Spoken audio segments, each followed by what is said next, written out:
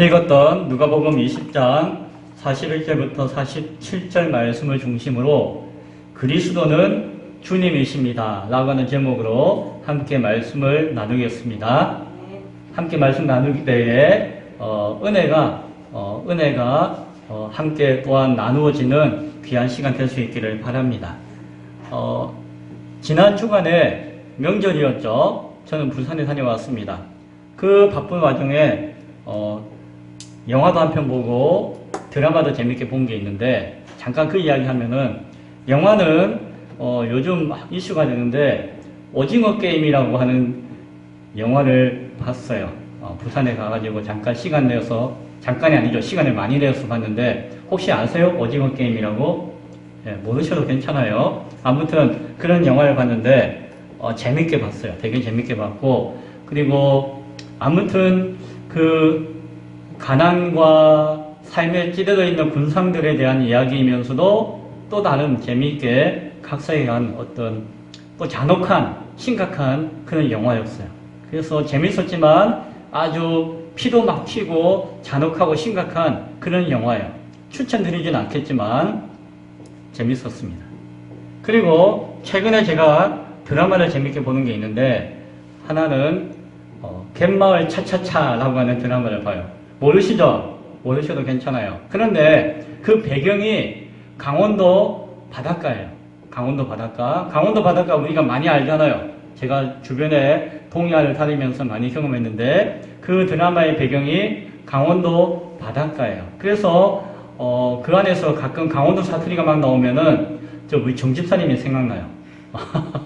정집사님 막 사투리 쓰는 게 막 생각나고 떠오르기도 하고 겹치기도 해요. 아무튼 그 드라마는 아무튼 그 동네 사람들끼리 뭐 알콩달콩 재미있게 살아가는 재미난 이야기예요. 마치 시트콤처럼 재미있고, 물론 그 안에는 또 연인들 간에 또 아름다운 사랑의 이야기도 막 그려지고 있어가지고 제 취향에 딱 맞아요. 그래서 재미있게 보았습니다.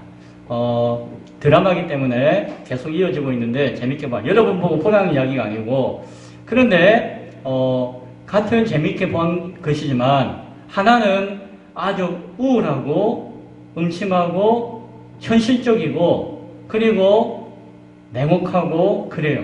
그런데 재밌었어요.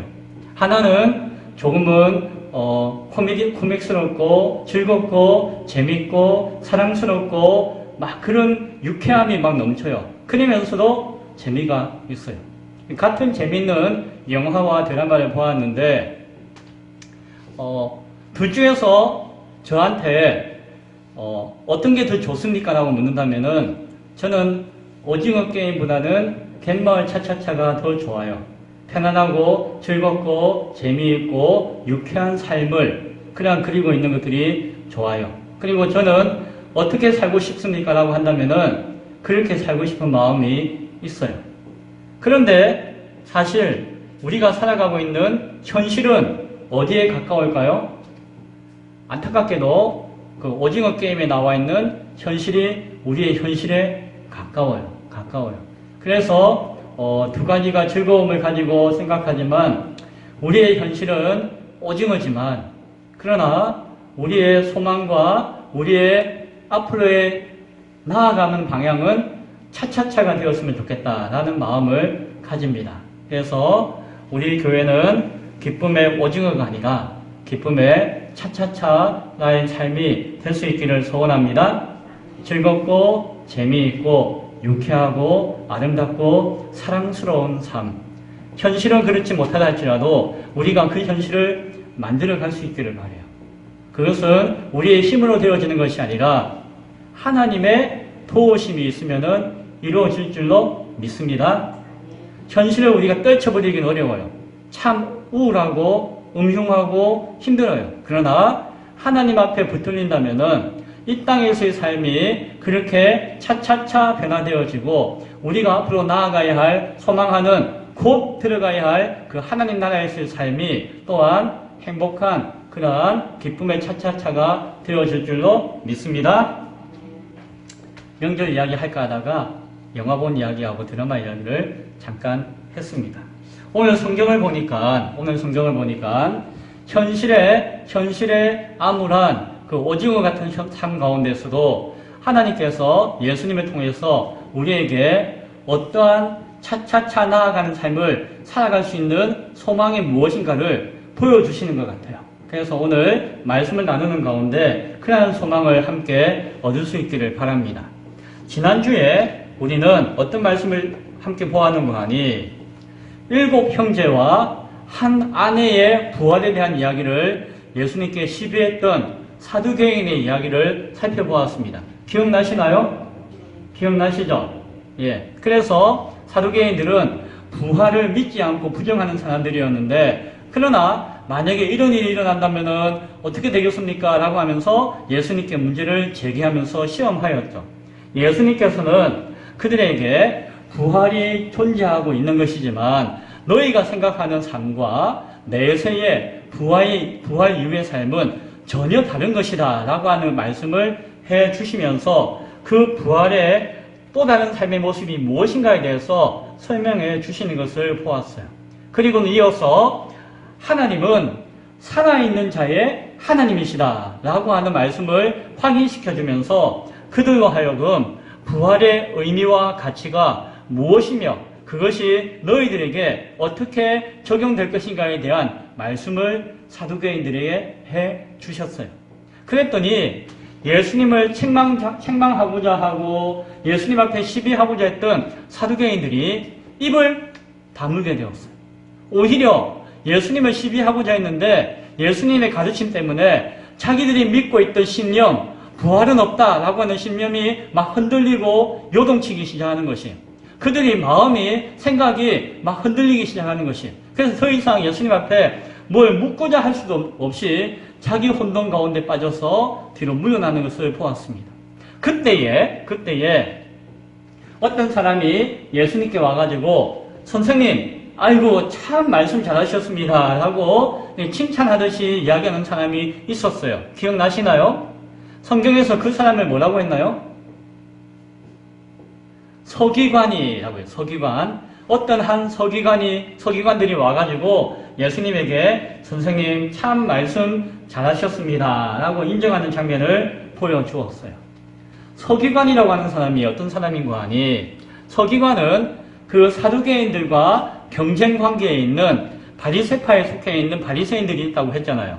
그 바리새인들은 하나님의 말씀을, 성경을, 율법을 철저하게 연구하고 공부하는 사람들이고 믿고 따르는 사람들이었어요.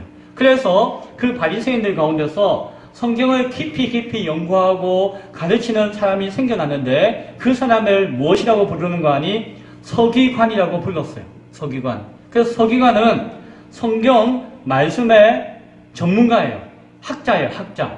그래서 지금 이야기하면 신학교 교수와 같은 학자예요. 말씀에 아주 깊이 전문적인 전문성을 가지고 능통한 사람들이 서기관이었어요. 바리새인들 가운데 나왔죠. 왜? 바리새인들이 말씀을 중요하게 여겼기 때문에. 그래서 하나님의 말씀을 깊이 연구하고 율법을 가르치는 학자가 서기관이었고, 당시는 종교사회였잖아요. 그래서 그 사명을 감당하는 관리가 있었는데, 그래서 그러한 어떤 관리의 역할을 하는 사람도 서기관이었어요.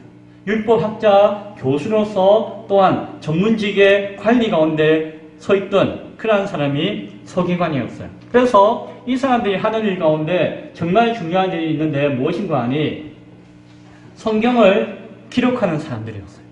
성경은 한 글자라도 틀리면은 벼락 맞아 죽는다, 뭐 이런 어떤 생각을 가지고 있었기 때문에 조심해요. 성경을 한자 한자 기록하다가 하나님이라고 하는 글씨가 나오면은 하나님이라고 이름도 못 적었어요. 어떻게 우리가 하나님의 이름을 함부로 부르고 적는가? 그래서 하나님이라고 하는 이름이 나올 때 되면은 그냥 주님, 아도나이라고 적고, 그 이름을 적을 때는 먼저 가서 목욕하고 몸을 깨끗하게 씻고 기도하고 정결하게 한 다음에 그 이름 아도나이 하고 한자 적고 또 성경을 기록했어요. 그러니까 그 사람들은 말씀과 율법에 철저한 사람들이었고, 가르치기에 부족함이 없는 사람들이었고, 그리고 자신의 행실과 그 모습도 아주 말씀 앞에 정결하고자 했던 그러한 사람들이 서기관이었어요.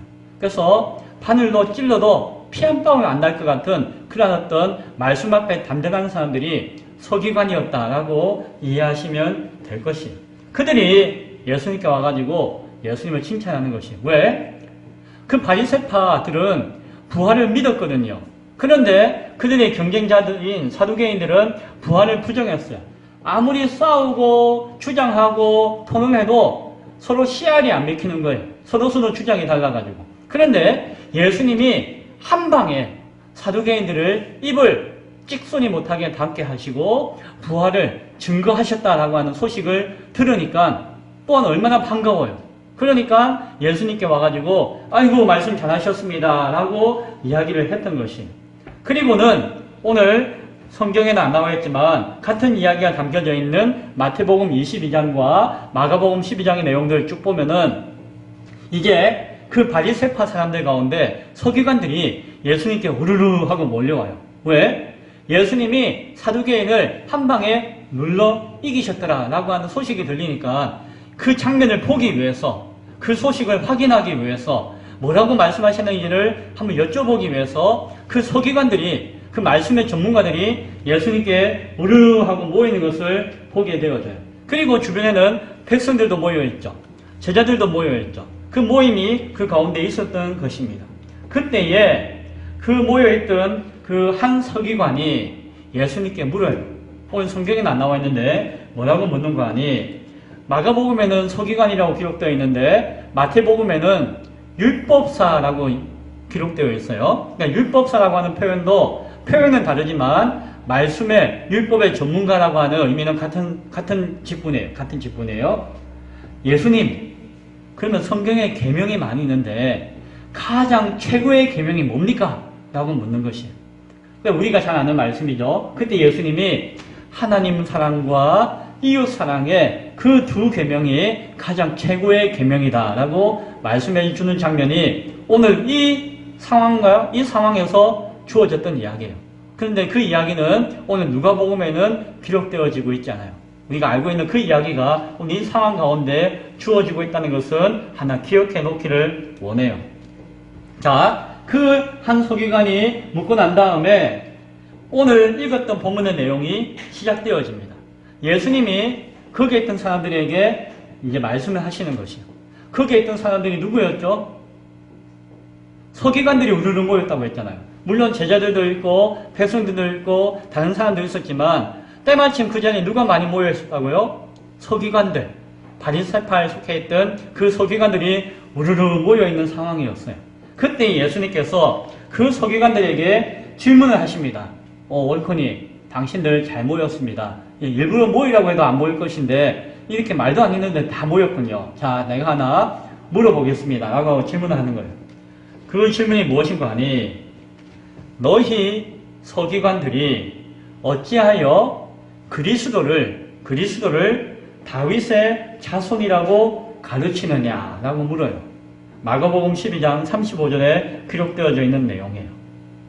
그리고 오늘 성경 20장 41절에 나와 있는 내용이에요. 사람들이 어찌하여 그리스도를 다윗의 자손이나 하느냐라고 묻는 것이에요. 그런데 여기서 사람들이라고 할 때 이 사람들은 누구였다고요?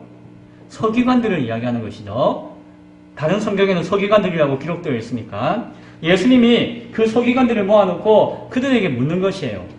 왜 그리스도를 다윗의 자손이라고 너희가 가르치고 있느냐? 서기관들이 그렇게 가르치고 있다는 것이에요. 서기관들이 그렇게 가르친다는 것은 무엇입니까? 율법에 그렇게 기록되어져 있고 자기들은 율법의 전문가이기 때문에 율법에 기록되어진 그대로 백성들에게 그렇게 가르쳤다는 것이에요.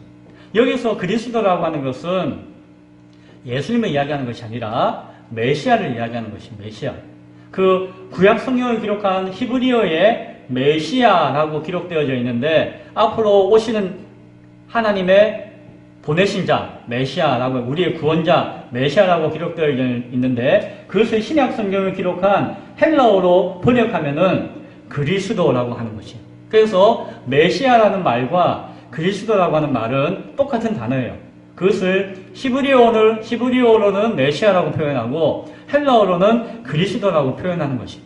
기름 부음 받은 자라고 해서 하나님이 보내신 구원자의 그 사명을 맡은 사람에 대한 이야기를 이름을 메시아 혹은 그리스도라고 부르는 것입니다. 그런데 성경에 보면은 그 메시아 그리스도가 다윗의 자손이다라고 하는 내용이 나와 있으니까 이 서기관들이 그렇게 가르쳤다는 것이에요. 그리고 그 당시에 모든 백성들이 그렇게 배워서도 알고 있지만, 그렇게 가르쳤어도 알고 있지만, 모든 백성들이 다 그렇게 알고 있었던 것이에요. 우리의 조상은 누구십니까? 단군 할아버지요. 뭐 이런 이야기 우리 많이 듣잖아요. 그것은 뭐 그렇게 가르치기도 하지만은 모든 사람들이 그렇게 알고 있잖아요. 그와 같이 그리스도 메시아는 다윗의 자손으로부터 왕권의 왕족의 후손으로부터 앞으로 나올 것이다 라고 하는 말씀을 알고 있고 가르치고 있었다는 것이죠. 그리고 서기관들은 그것을 확신하고 있었다는 것이죠. 그것에 대해서 부인하거나 의심하는 백성들과 서기관은 없다 하는 것이죠. 그런데 예수님이 묻는 것이에요. 자, 그런데 너희가 분명히 그리스도 메시아는 다윗의 자손이다 라고 가르치고 있죠? 가르치고 있지? 라고 하는 것을 확인하시는 것이에요. 그러면서 말씀하시기를 시편 110편에 있는 말씀을 인용하시는데, 그것이 오늘 성경에 나와 있는 오늘 성경 42절과 43절에 인용하고 있는 말씀이에요. 거기 보면은 주께서 내 주께 이르시되 내가 내 원수를 내 발등상으로 삼을 때까지 내 우편에 앉았으리라 하셨도다 라고 하는 이야기예요. 자, 이 내용을 깊이 생각하기 전에 여기 어떤 내용이 나와 있는 거 아니? 그 시편 110편은 그 다윗이 메시아를 찬양하는 노래예요. 시편은 앞으로 이 땅에 오실 구원자 메시아, 하나님의 사명으로 이 땅에 보내실 그 구원자 메시아에 대해서 다윗이 막 찬양하는 노래가 시편 110편인데, 여기에 어떤 내용이 나와 있는 거 아니? 다윗이 그 메시아 그리스도를 향해서 뭐라고 칭하는 거 아니? 나의 아도나이, 뭡니까? 나의 주인이시여, 나의 주님이라고 부른다는 것이. 누가요? 다윗이 누구를? 메시아를, 그리스도를 나의 주인님, 나의 주인이시여, 나의 아도나이라고 부르고 기록하고 노래했다는 것이에요. 그것을 예수님이 가지고 와서 딱 던져주시는 것이에요. 그것은 시편에 기록되어진 내용이기 때문에 서기관들도 부인할 수 없는 사실이에요. 그런데 예수님이 묻습니다. 뭐라고 묻는 거 아니? 왜 다윗은, 자, 그리스도는 다윗의 자손으로 오신다라고 우리 모두가 알고 있고 그렇게 가르치고 있는데, 그런데 다윗은 정작 그 그리스도를 향하여서 나의 주인님, 나의 주님이시여 라고 부르고 있지 않느냐. 그러면은 우리가 생각해 보아라. 어떻게 자기의 아들의 후손 가운데 있는 한 사람에 대해서 나의 주인님이시여, 나의 주님이시여 라고 부르는 것이 합당한 것이냐? 라고 질문하는 것이에요. 이해되시나요? 그렇게 묻는 것이에요. 그렇게 딱 이야기하니까 이 서기관들이 이렇게 하는 거예요. 그렇지. 메시아는 다윗의 자손, 왕의 후손으로서 이 땅에 오신다라고 하는 것을 성경이 기록하고 있고 우리 모두 알고 있고 내가 백날 그렇게 가르치고 있는데, 가만 생각해 보니까 다윗은 자신의 후손인 한 사람이 메시아인데 왜 메시아에게 아이고 주인님이라고 노래하고 찬양했을까? 예수님이 그것을 묻는 거예요. 왜 묻는 의도가 무엇이었을까요? 의도는 이것이요. 당신은 율법과 말씀의 전문가이지 않습니까? 자, 그러면은 내가 지금 이렇게 의문을 제기할 때에 이것에 대해서 한번 답을 속 시원하게, 당신들이 막 나에게 질문하듯이 내가 질문하니까 한번 속 시원하게 나에게, 백성들에게 설명을 해주세요 라고 하면서 시험하는 것이죠. 그들이 과연 온전히 말씀 가운데 있는지를 시험하는 것이. 동시에 예수님의 의도는 그것이었어요. 당신들이 그리스도에 대해서, 메시아에 대해서, 하나님에 대해서 전문가고 잘 알고 있습니다. 잘 알고 있고 백성들을 가르치고 있습니다 라고 하지만 정말로 알고 있습니까? 정말 당신들이 메시아를 알고 있습니까? 정말 당신들이 그리스도를 알고 있습니까? 라고 되묻는 것이. 과연 너희들이 알고 있느냐?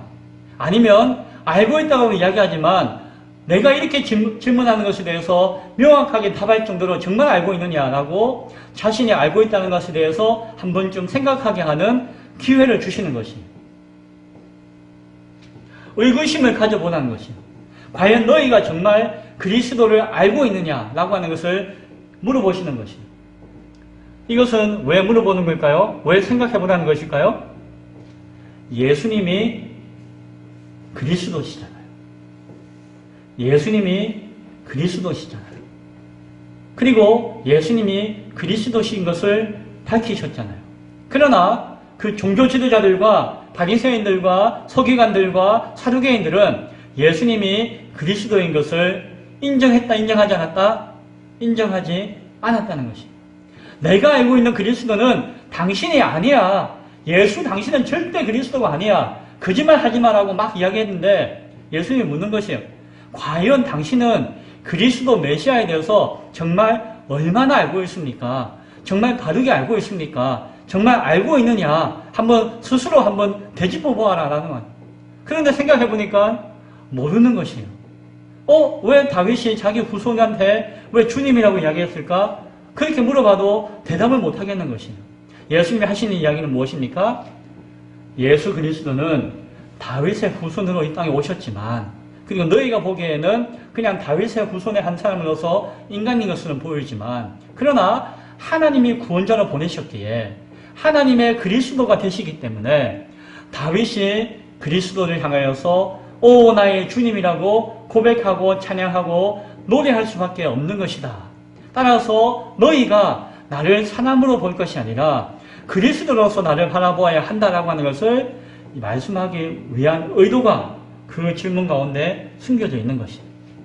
그래서 20장 1절에서 종교 지도자들이 예수님께 이렇게 묻죠.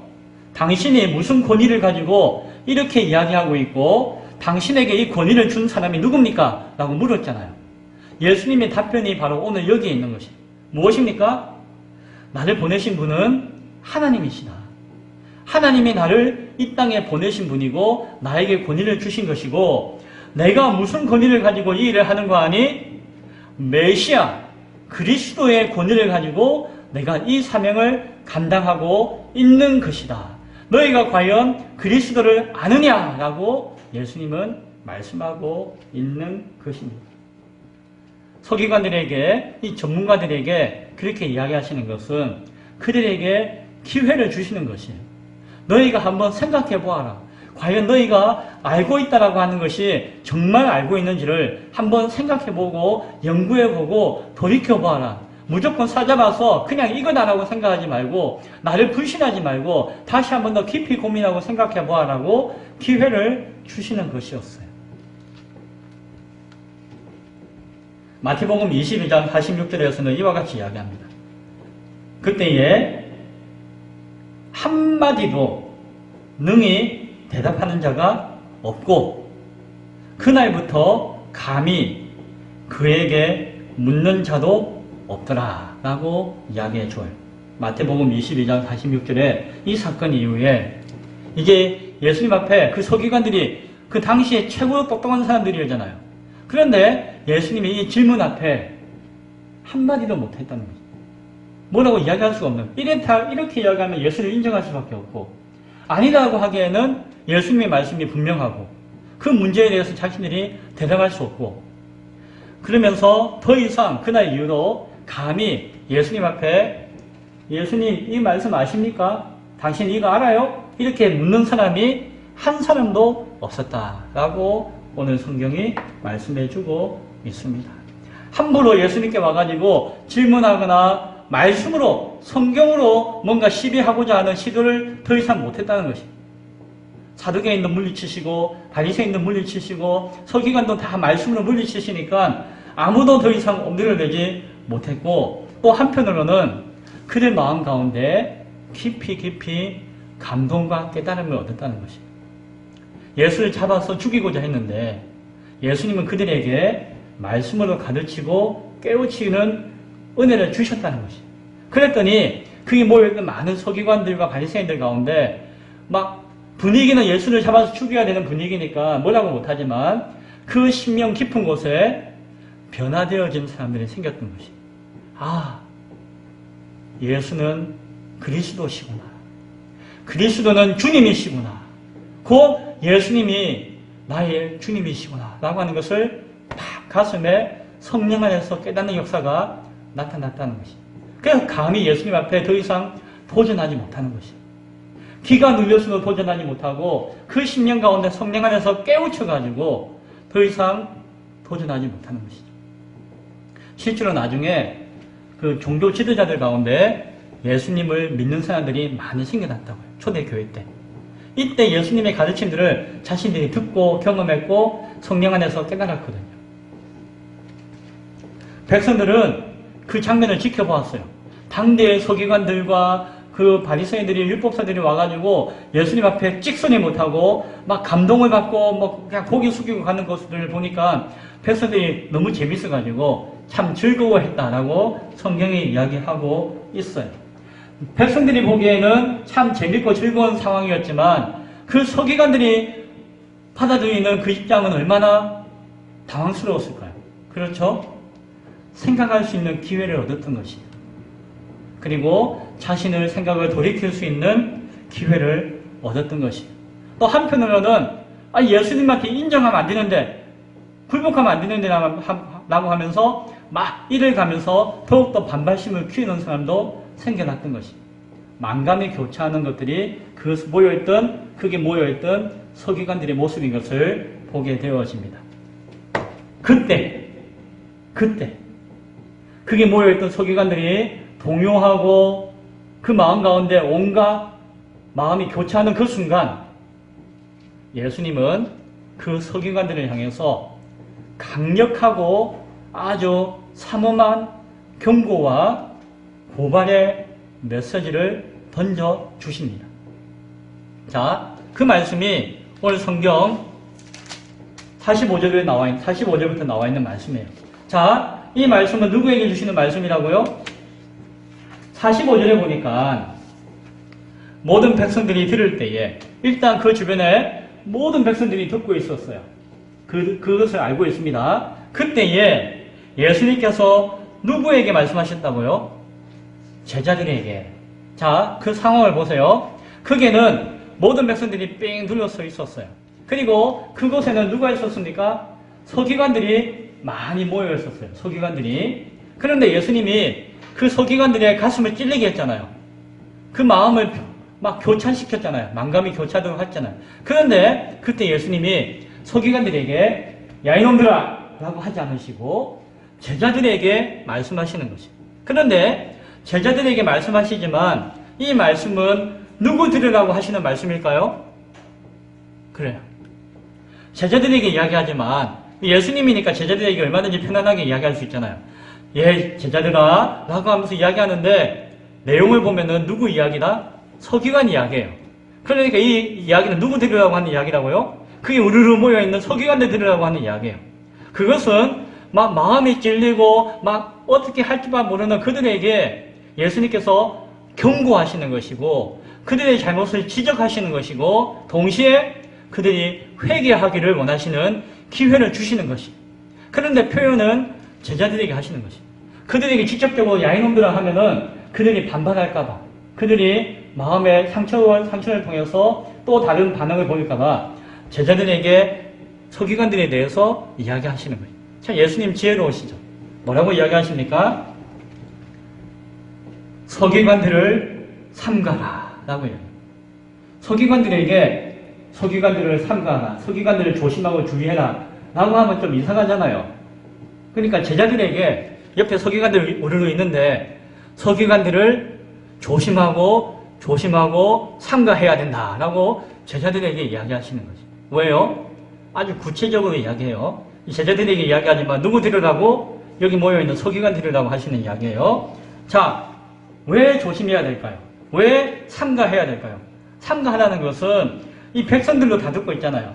백성들에게는 이 서기관들의 부정적이고 악한 모습을 분별하고 너희가 무조건 따르고 배워서는 안 된다. 깨닫고 나쁜 것을 너희가 분별할 수 있어야 된다라고 하는 본받지 않아야 된다는 가르침을 주시기 위한 것이고, 또한 그 서기관들 드리라고 했잖아요. 그 서기관들에게는 자기들이 행하고 있는 그 추하고 악한 모습을 스스로 깨닫고 어떻게 하라?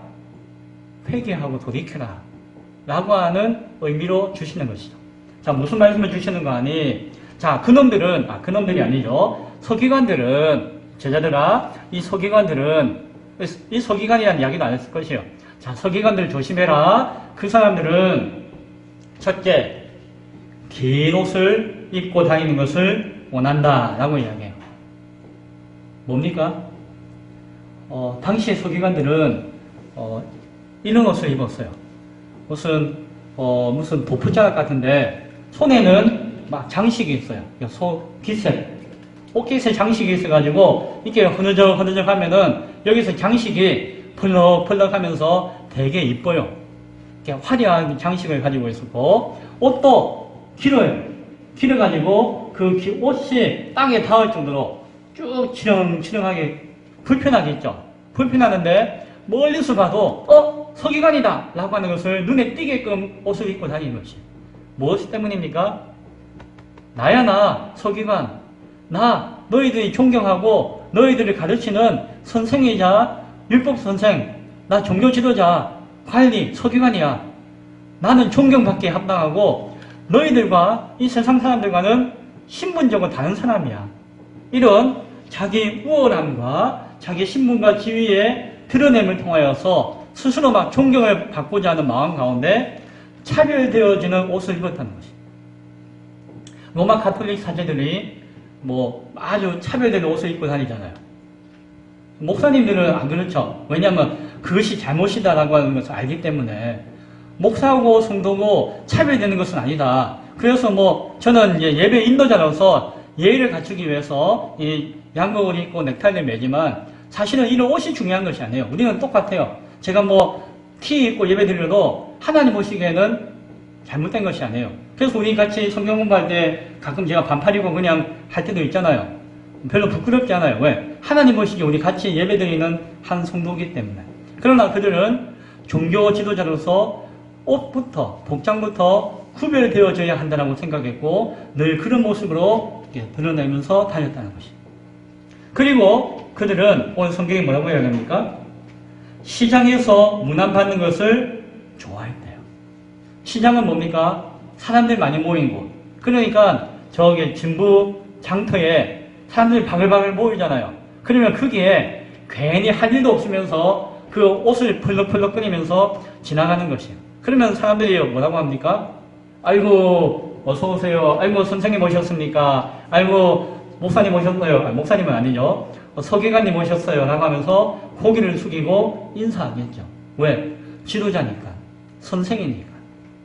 그래서 그냥 사람들이 많은 데 다니다 보면 사람들이 막 아는 체하고 인사해주고 하는 게 그러면서 자기가 우쭐거리고 자기의 어떤 존귀한 존재를 스스로 만끽하며 드러내기 위해서 그런 마음 가운데 자기 특권을 드러내고자 합니다.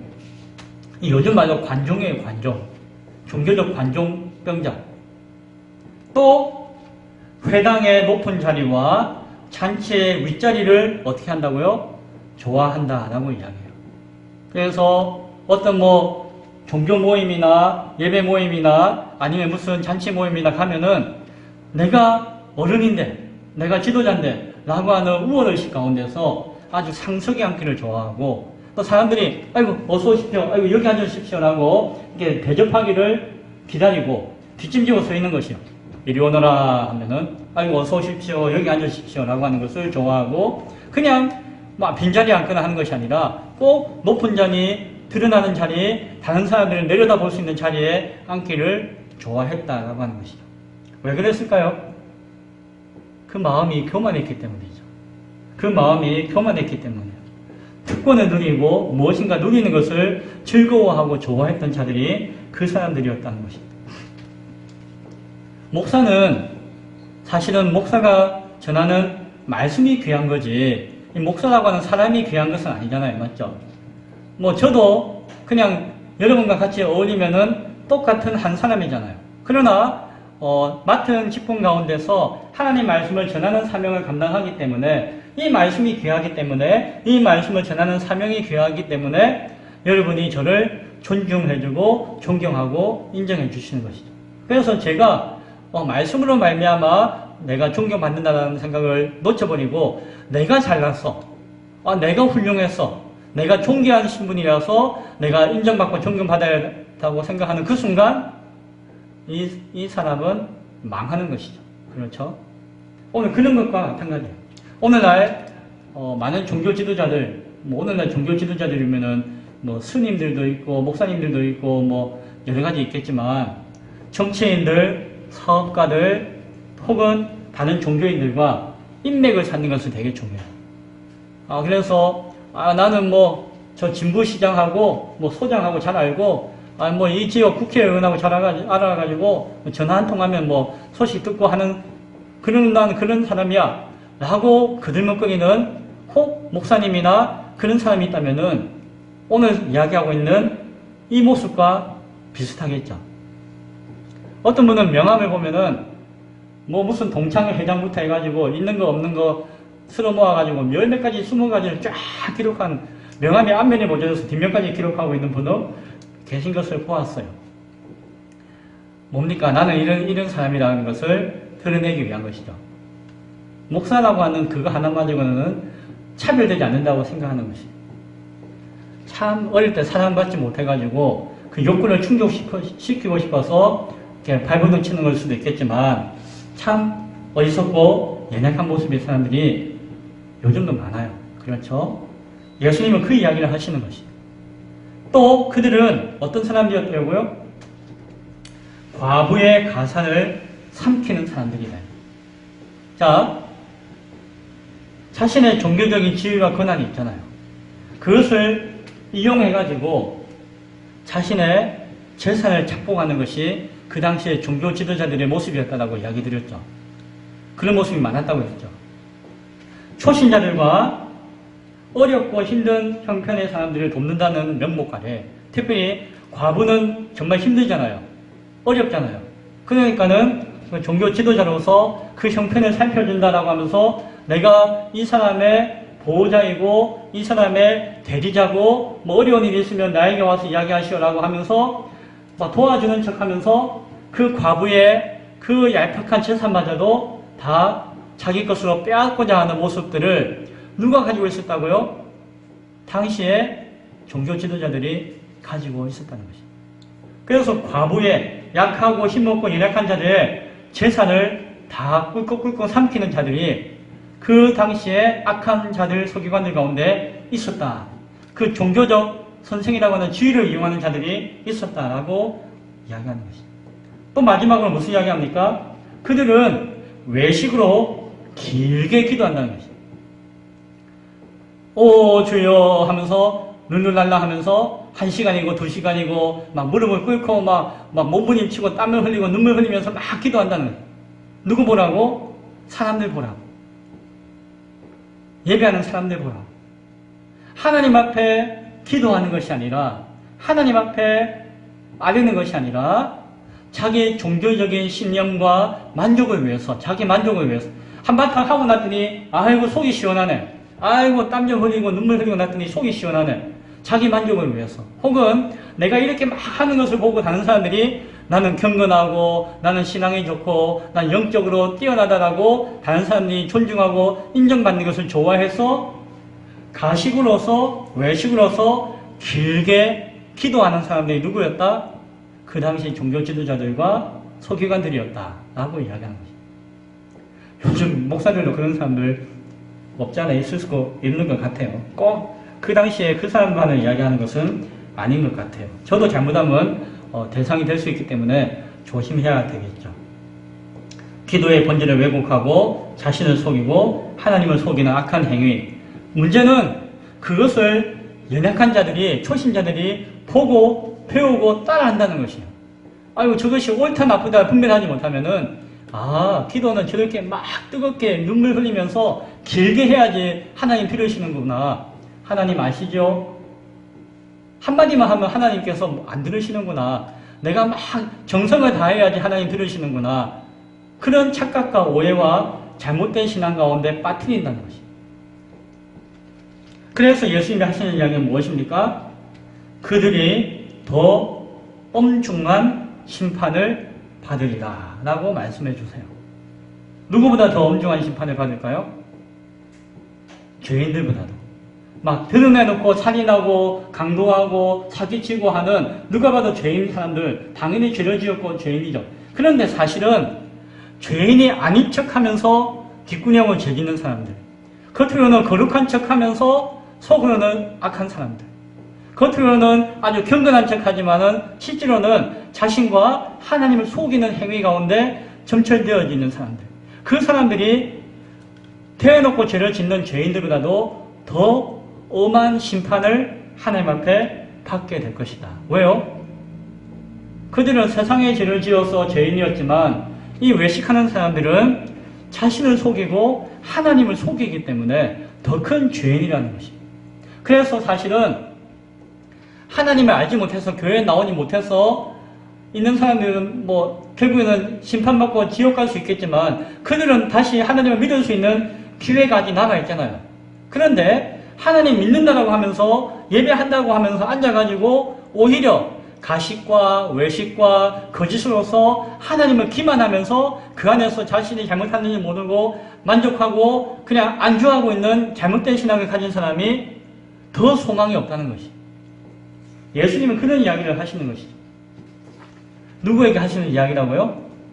제자들에게 자, 서기관들 이런 꼬라지는 일을 가지고 있으니까 조심해야 된다, 알겠지? 라고 하지만 누구 들으라고요? 서기관들 들으라고 하시는 이야기예요.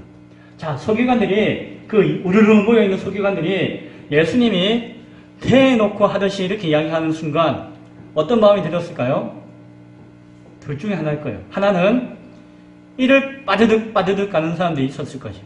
아우, 저 예수 절대 내가 용서 못하고 반드시 죽여야겠다라고 하는 사람이 있었을 것이에요. 그런데 그 중에 열에 하나, 백에 하나라도 분명히 이런 사람도 있을 것이에요. 어떤 사람요? 내가 잘못했구나. 내가 외식을 했고, 가식을 했고, 내가 범죄하였고, 내가 세상에 어떤 죄인보다 악한 죄인이었구나. 라고 하는 것을 깨닫는 자가 분명히 있었을 것이에요. 예수님은 심판당할 자를 심판당하게 하시고, 돌이킬 자를 돌이키게 하시기 위해서 그 냉엄하고 날카로운 말씀을 해 주시는 것이죠. 이제 말씀을 맺고자 합니다. 율법의 말씀의 전문가인 그 서기관들을 모아놓고 예수님께서는 아주 경고의 메시지를 주십니다. 그들을 깨닫게 하는 말씀을 주십니다. 그들은 예수님을 잡고자 죽이고자 하는 의도를 가진 자들이었지만 예수님이 주시는 그 기회를 통해서 그 진리의 말씀을 들을 수 있는 기회, 그리고 자신의 잘못을 회개할 수 있는 기회를 붙잡는 자들도 있었던 것을 우리는 보게 되었습니다. 어찌 보면 예수님은 마지막 순간까지 이 세상의 지위와 권력과 기득권을 가진 자들과 영적인 싸움을 하셨어요. 그들에게 인정하시거나 굴복하지 않으셨어요. 그러나 그들을 포기하지도 않으시고 끝까지 말씀 가운데 또한 깨닫고 돌아오는 자들을 기다리시는 것을 우리는 바라보게 되어집니다. 그리스도가 주님이시고 예수가 바로 그 그리스도라는 사실을 온전히 밝혀줌으로 말미암아 그러합니다. 그들은 예수님이 그리스도이시고 주님이시라는 사실을 깨닫지 못했기 때문에, 알지 못했기 때문에 예수를 미워하고 죽이고자 하고 범죄하였지만 예수님이 밝혀주시고 알게 하셨기 때문에 그 말씀을 듣고 깨닫는 자들은 예수가 그리스도시며 나의 주인이신 것을 알게 되었다는 것이죠. 오늘 이 말씀 가운데 우리가 기억할 수 있기 바랍니다. 무엇입니까? 그리스도 예수님이 나의 주님이시라는 것이죠. 그리스도 예수님이 나의 주님이신 것을 고백할 수 있길 바랍니다. 깨닫고 고백하는 것을 그치지 말고 그것을 정말 내 마음 가운데 새길 수 있길 바라요. 예수 믿습니다, 예수님 압니다 라고 말만 하지 말고, 그렇게 생각만 하지 말고 정말 내 삶 가운데 주인이 되시는지, 내 삶 가운데 주님이 되시는지를 돌이켜 보아야 돼요. 혹 겉으로는 그렇게 신앙하고 그렇게 이야기하고 그렇게 믿는 것처럼 보이지만은 가식하고 외식하는, 우리도 석인과 못지않는 그러한 모습을 가지고 있지 않은지를 생각해 볼 수 있기를 바랍니다. 오늘날 저도 교회의 한 사람이고 교회의 지도자의 한 사람이지만, 오늘날 팬데믹 이후에, 아니 이 즈음에 한국 교회를 바라보면은 지도자가 없어요. 교회를 이렇게 영향을 주고 이끌어갈 수 있는, 누구나 존경하고 훌륭하다고 인정하는 지도자가 없어졌어요. 한 사람도 없어요, 지금. 찾아보면 있는지 몰라도 눈에 보이는 사람이 없어요. 뭐 큰 교회 목사님들이 뭐 옛날에는 막 이름도 높이고 했지만 아무도 인정 안 해줘요. 대형교회 인정하지 않고 대형교회 목사님들 다 꺾어지고 다 수그러지고 존중받지 못하는 상황 가운데 놓여져 버렸어요. 무슨 큰 교단에 뭐 교단장이 되어지면은 그 교단의 인정을 받고 존중을 받느냐? 그렇지 않아요. 교단장이 되었음에도 그 교단에 속해 있는 목사님들이 손가락질해요. 어른이 없어요. 인도자가 없어요. 지도자가 없어요. 그것이 지금 한국교회의 현실이고 모습입니다. 그리고 교회는 점점 시들어져 가고 있어요. 많은 교회가 막 규모를 키우다 보니까 빚을 내어서 건물을 지어요. 빚을 잘 줬거든요, 은행에서. 빚을 내어서 건물을 크게 지었는데 이제 팬데믹이 오고 성도들이 점점 작아지고, 난 성도들이 많아질 줄 알고 빚을 내어서 건물 지었는데 성도들이 없어지고 빚을 갚게 해야 되는데 당장에 빚을 갚지 못하면 망하게 생겼기 때문에 빚 갚는 데 급급한 교회들이 한둘이 아니에요. 어마어마하게 많아요. 큰 교회들 가운데 그런 교회들이 너무너무 많은 것을 오늘날 보게 되어집니다. 세상에 빛과 소금이 되라고 했지만 오늘날 교회는 세상의 빚쟁이가 되어지고 세상의 욕심쟁이가 되어지는 꼴이 된 것을 보게 되어집니다. 왜 그랬을까요?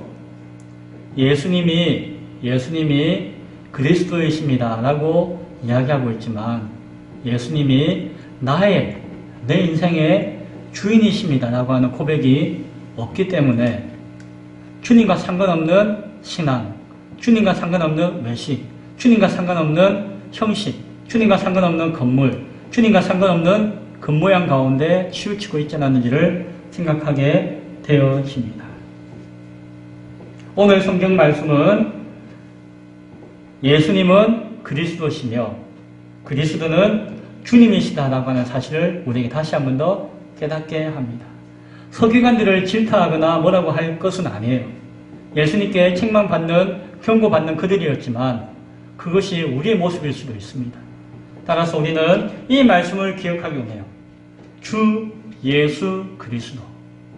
예수님은 그리스도이시며 그리스도는 내 인생의 주님이 되신다는 사실입니다. 그러한 믿음과 고백이 오늘 우리가 오늘 다시 한번 들려주기를 원해요. 그래서 우리의 연약하고 외식적이고 가식적이고 온전히 주님을 여기지 못했던 그것이 돌이킬 수 있는 회개의 기회가 되어줄 수 있기 바랍니다. 그것이 은혜이죠. 그 은혜가 주어지고 그 은혜로 결단하며 그 은혜로 몸부림칠 수 있는 한 주간의 우리의 삶이 될 수 있기를 간절히 축원드립니다. 기도하겠습니다.